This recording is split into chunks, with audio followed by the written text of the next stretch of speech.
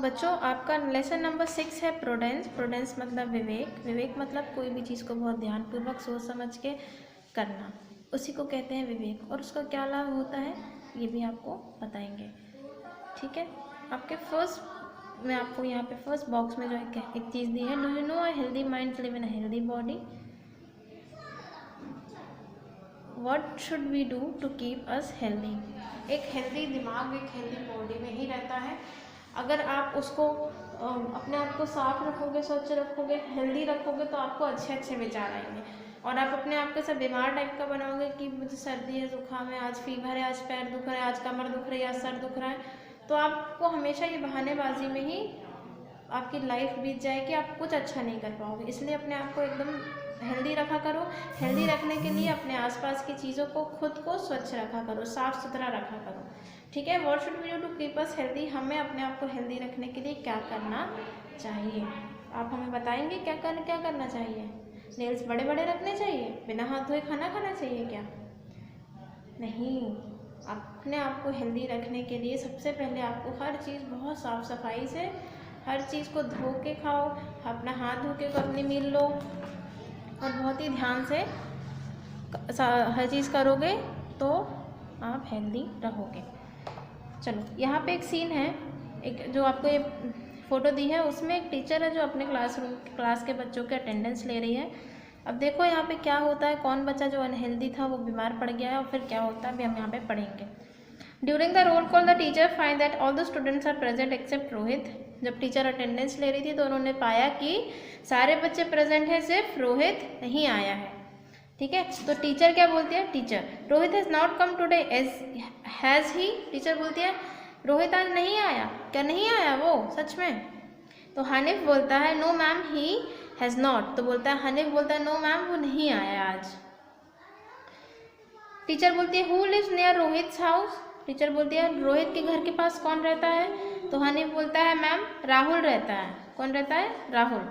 Teacher बोलती है Rahul do you know why Rohit has not come today. तो टीचर बोलती है यार राहुल तुमको पता है कि रोहित क्यों नहीं आया है आज? तो राहुल बोलता है madam he is not well.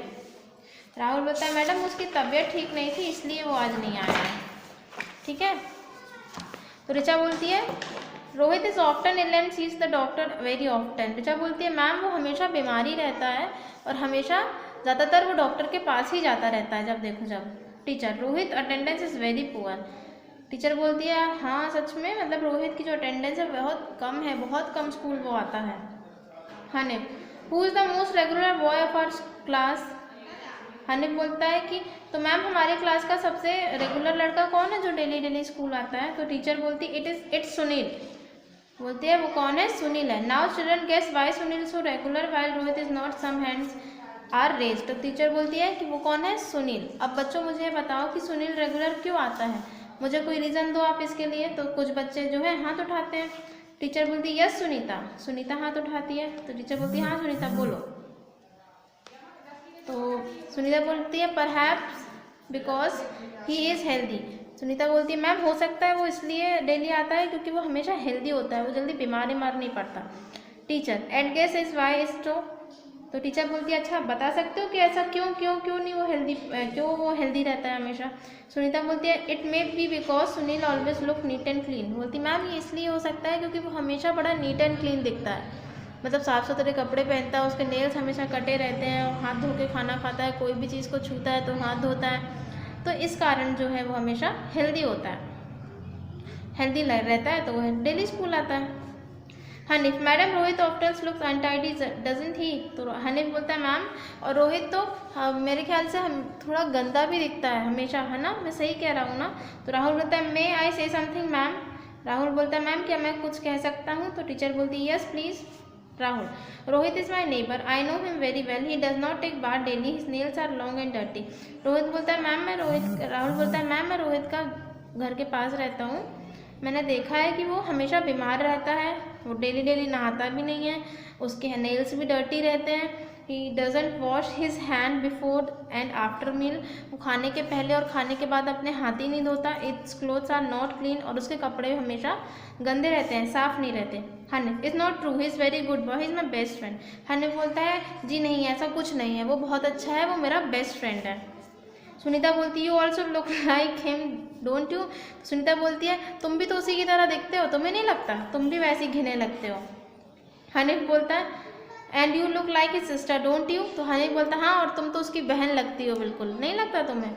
Teacher बोलती है स्टॉप डोंट केयर। टीचर बोलती है चुप हो जाओ, लड़ाई मत करो। वी हैव टॉक्ड इनफ, हमने बहुत बात कर ली। Let's do some serious work. बोलती चलो ठीक है, हो गई सब बात, अब हम अपना काम करते हैं, पढ़ाई करते हैं।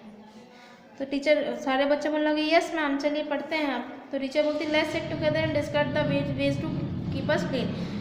टीचर बोलते हैं चलो अपन सब साथ में बैठते हैं और ये पता लगाते हैं कि कौन कौन सी चीज़ें हैं जिससे हम क्लीन, जिनको हमें क्लीन रखना चाहिए, जो हमें हेल्दी बनाएंगे। The student discuss among themselves and giving the suggestion with the teacher rights on the black board. बच्चे आपस में बैठे और बातचीत की और जो जो सजेशन दिए उसको टीचर ने ब्लैक बोर्ड में लिखे।